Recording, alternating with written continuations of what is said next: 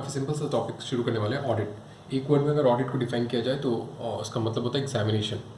Examination किसी भी चीज़ का हो सकता है। अगर फाइनेंशियल इन्फॉर्मेशन का एग्जामिनेशन है तो वो हमारे स्कोप के अंतर्गत आता है, और अगर अदर देन फाइनेंशियल इन्फॉर्मेशन है, दैट इज़ अदर्स, तो वो हमारे स्कोप से बाहर हो जाता है। फाइनेंशियल इन्फॉर्मेशन का एग्जामिनेशन इंडिया में चार्टर्ड अकाउंटेंट्स को अथॉरिटी मिल रखा है। चार्टर्ड अकाउंटेंट्स एक एक्सपर्ट होते हैं। एक्सपर्ट आप इनको कहते हैं, अगर किसी भी व्यक्ति में ये 3 चीज़ें मिल जाती हैं तो वो व्यक्ति एक्सपर्ट कहलाता है, skill, knowledge and experience. Chartered accountants का expertise that is skill, knowledge and experience किस फील्ड में, तो सिर्फ ये 2 फील्ड में अगर किसी व्यक्ति का एक्सपर्टाइज है तो वो चार्टर्ड अकाउंटेंट कहलाता है, अकाउंट्स और ऑडिट। यहाँ पे स्किल और नॉलेज में एक छोटा सा डिफरेंस होता है। अगर आपके पास थ्योरेटिकल नॉलेज है तो वो बेसिकली नॉलेज कहलाता है कि आपके पास नॉलेज है, लेकिन अगर आप उस थ्योरेटिकल नॉलेज को प्रैक्टिकली भी इम्प्लीमेंट करना जानते हैं तो वो फिर स्किल में कन्वर्ट हो जाता है। एक्सपीरियंस तो बेसिकली अनुभव होता है कि आप कितना समय कोई भी चीज़ को करते हैं। अकाउंट्स में अगर आपको एक्सपर्टाइज हासिल करना है तो आपको इंड एस कम्प्लीटली आना चाहिए। अगर आपको इंड एस आता है तो आप कंप्लीट अकाउंट्स को जानते हैं।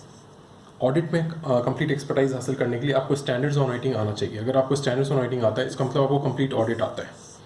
हम लोग सी के कोर्स में अदर सब्जेक्ट भी पढ़ते हैं जैसे टैक्स, लॉ, SFM, कॉस्ट, लेकिन हम लोग का इसमें एक्सपर्टाइज नहीं होता। अगर एक्सपर्टाइज है भी तो हम लोग बेसिकली टैक्स एक तरह का लॉ ही है, क्योंकि इनकम टैक्स एक्ट है। लॉ में भी काफ़ी एक्ट्स होते हैं जैसे कंपनीज एक्ट। अगर हम लोग चाहे जिसमें जितनी भी एक्सपर्टाइज हासिल कर लें, लेकिन हम लोग कोर्ट में एक भी केस फाइट नहीं कर सकते।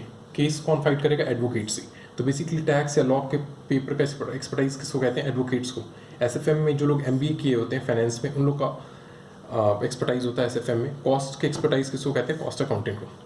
आज हमारा डिस्कशन सिर्फ ऑडिट पे होगा। ऑडिट पे स्टैंडर्ड्स ऑन ऑडिटिंग अगर हमको आता है तो कंप्लीट ऑडिट आता है।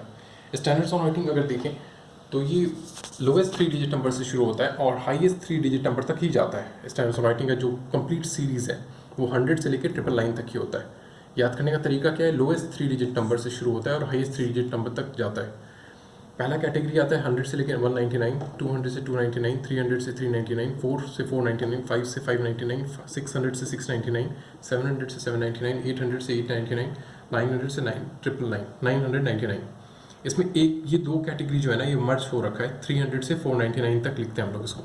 याद करने का एक टेक्निक क्या रख सकते हैं कि सिर्फ यही सीरीज़ क्यों, यही 2 कैटेगरी को मर्ज क्यों किया गया, तो इसके पीछे रीज़न हम लोग ऐसे समझ सकते हैं कि 3 तिगाड़ा काम बिगाड़ा। ये 300 वाला सीरीज़ हमेशा कोई काम बिगाड़ने की कोशिश करता है, तो इसके साथ एक सीनियर सीरीज़ को मर्ज कर दिए। तो ये सीरीज़ क्या हो गया? 300 से लेकर 499। तो हमारा ये सीरीज़ बेसिकली नहीं होता है। सीरीज़ कौन सा होता है? 300 से लेकर 499 तक। नेक्स्ट लेक्चर में हम लोग डिस्कस करेंगे कि इसके अंदर ये किस हेडिंग में आता है, इसका हेडिंग्स क्या क्या है, और इसके आगे और भी चीज़ें हम लोग डिस्कस करेंगे। Thank you.